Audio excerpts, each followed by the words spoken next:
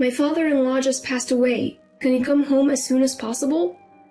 I got the call from my daughter-in-law Emilia while my son was taking a bath during a family visit. With an anxious tone, she informed me about my husband's death. Confused and shocked, I yelled into the phone. Wait a minute. My name is Janie. I'm 51, and ever since the sudden loss of my husband, I've been raising our son Kobe as a single mom. Kobe, who was in high school at the time, has now graduated college and has been working for 3 years. After getting his job, he moved out and started living on his own. Now he's married and he and his wife help each other to make a good life. His wife Emilia is on the quiet side and is, according to Kobe, good at household chores, a good wife. However, from the first time we met, she seemed distant, like she wanted to keep space between us. I mentioned it to Kobe, but he just laughed it off, saying it was all in my head, but I couldn't shake off the feeling. Emilia seems like she'd prefer to avoid our home. She only shows up for Thanksgiving and leaves without spending the night, which only confirms my suspicion. Kobe is my only son, and I had always hoped to get along with his wife. I've even asked Emilia directly if there was something bothering her. Being as gentle as possible, I asked if I had done anything to make her uncomfortable. She simply replied, "No, nothing at all." I eventually gave up on getting close to Emilia, thinking it's just the way younger people feel nowadays. They don't want to mingle with their in-laws, even if they live separately. What's more, I sensed a similar distance with Emilia's own parents when we met for the first time at the wedding. I mentioned to them that my husband had passed away years ago, and it seemed to create even more of a gap.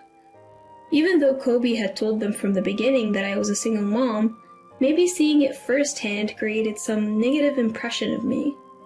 So, I've decided not to intrude on Kobe's marriage and quietly observed the wedding. Since then, the gap hasn't closed between me, Emilia, and her family. Even though my son and his wife live relatively close, our family dynamics have become distant. Today, Kobe brought over some wedding photos, but of course, Emilia was nowhere to be seen. I feel grateful when I see Kobe, noticing my disappointment, offered to stay over tonight even though he's alone. Makes me proud to see how kind-hearted he's become. Looking at the picture of Emilia, I find myself smiling, thinking how pretty she looks when she's laughing next to Kobe. It's tough to suppress the loneliness when my own daughter-in-law avoids me for reasons I can't understand, even though we're still getting along. After carefully storing the photo and having dinner, I idly flip through a TV variety show. I'm waiting for Kobe to finish his shower when a familiar melody rings out. It's coming from Kobe's phone left on the table. It's the default ringtone. Curiously, I glance at the phone. It's a call from Emilia. I decide to let Kobe know about it later and turn back to the TV, but then the phone starts ringing again. Given the incessant calls, I think it might be urgent, but hesitate to answer it myself. I reluctantly grab the still ringing phone and head to the bathroom to tell Kobe. "Kobe, Emilia's calling. The phone's been ringing a few times now." I subtly hint for him to pick up, but Kobe brushes it off, saying it's fine. "Charge it for me, will ya?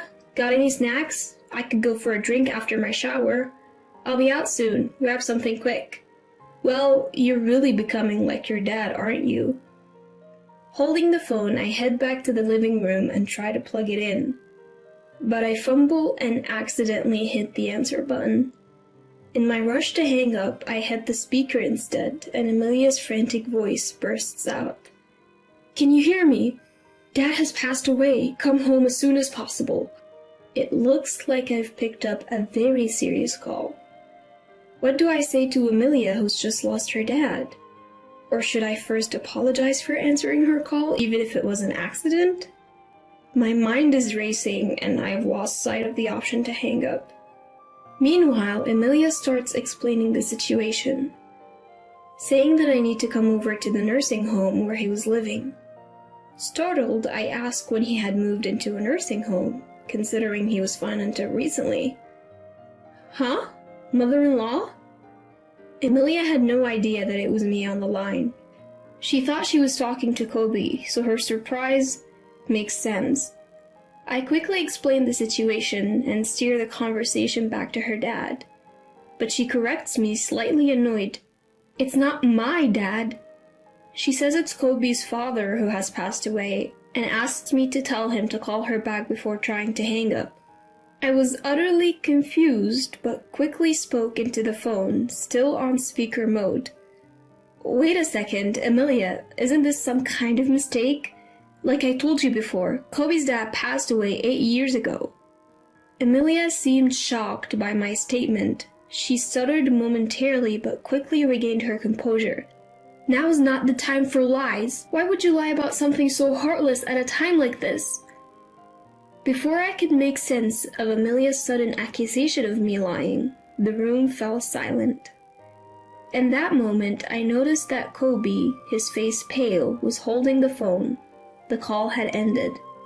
He had likely rushed over after hearing our heated conversation while taking a shower. Water was still dripping from his hair. It was clear that he'd hurriedly grabbed the phone. I asked Kobe, who was deliberately avoiding eye contact with me, what was going on. "What did Emilia mean when she said your father just passed away? I had made it clear to her before we got married that your father had passed. Why would she think otherwise?" When I pressed Kobe, who was visibly uneasy, he dodged my questions. Whether it was a misunderstanding on Emilia's part or someone who was like a father to him, it was clear he was hiding something. We'd been having a tense exchange for a while. Amidst this, Kobe's cell phone buzzed. The caller ID showed an unfamiliar name, but it looked like it was probably from a nursing home. While Kobe hesitated to pick up, knowing what to expect from the call, he eventually answered right in front of me. Trying to remain silent, I listened in. I could hear most of the conversation, and the caller indeed confirmed what Emilia had been saying. After ending the call, Kobe looked straight into my eyes and finally came clean, leaving me nearly faint. Apparently, he had introduced Emilia to a man unrelated to the family as his father. "I told Emilia that Mom cheated and got divorced," he said. It seemed Kobe had completely fabricated the story for Emilia. According to this version, I had neglected my husband's suffering from early onset dementia, had an affair, and was the one who was served with divorce papers. But due to issues like alimony, I had dragged out the discussions. Eventually, taking advantage of the progression of my husband's condition, I forced him into a nursing home and pushed all the costs and responsibilities onto my son. After agreeing to the divorce, my ex-husband's dementia had already progressed to the point where the issue of compensation for the affair was swept under the rug. Kobe, who lied about our divorce to his parents-in-law, was careful not to show Emilia his marriage certificate when he submitted it. Listening to this story, my mouth was hanging open in disbelief. "So, I told them Mom has been going around telling people Dad is dead.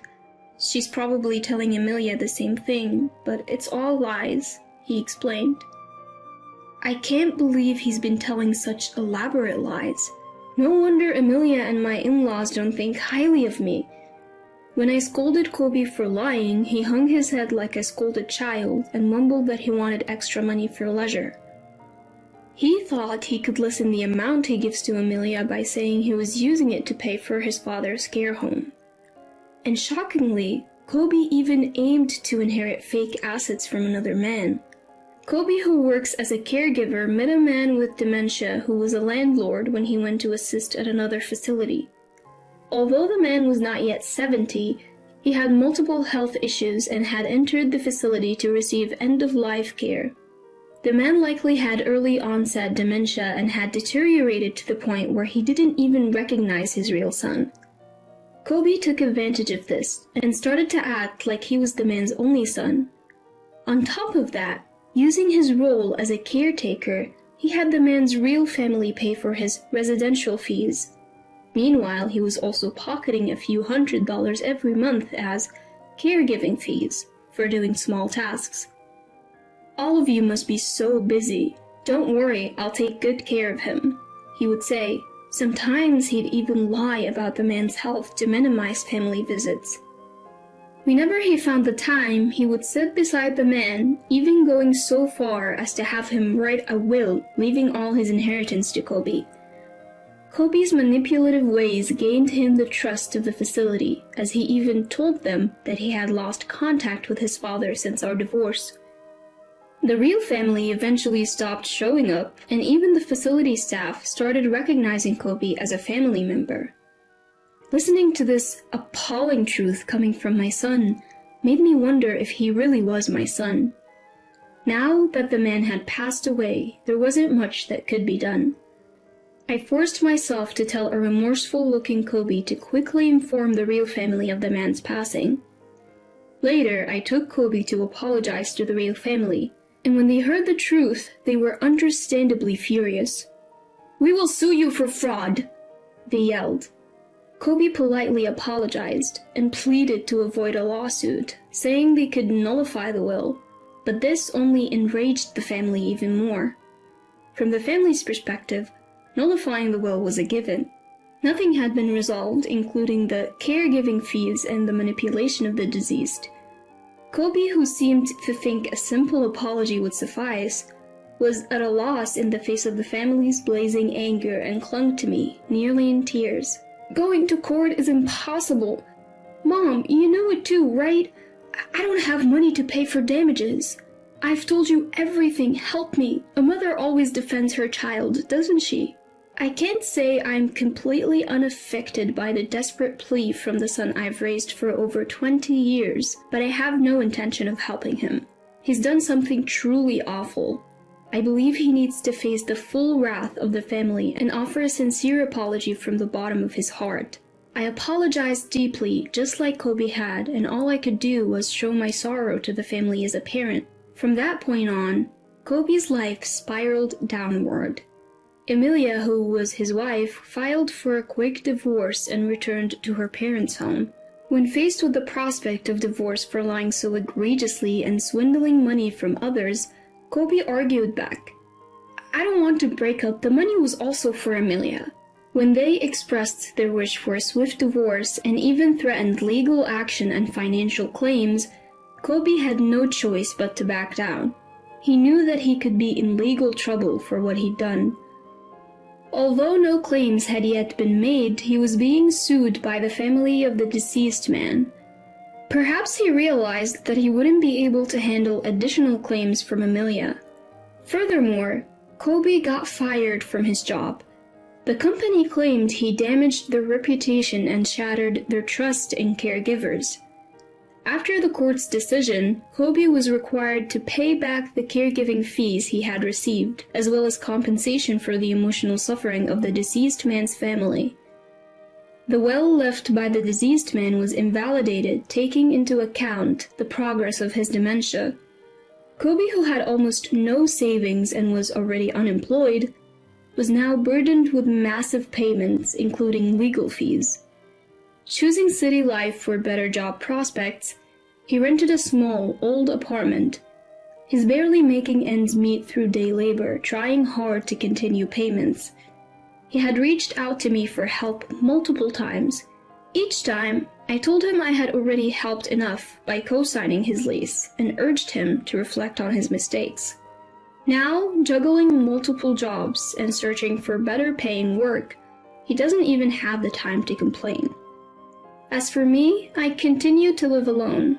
However, Emilia and her parents graciously visited me to apologize. They said they were sorry for their ill-mannered behavior, which was based on a misunderstanding of me. But I knew it was all my son's fault. We left it at that, acknowledging the unresolved issues between us. Since there were no children and the divorce was finalized, I don't expect to meet Emilia again. However, we still exchange seasonal greetings through letters.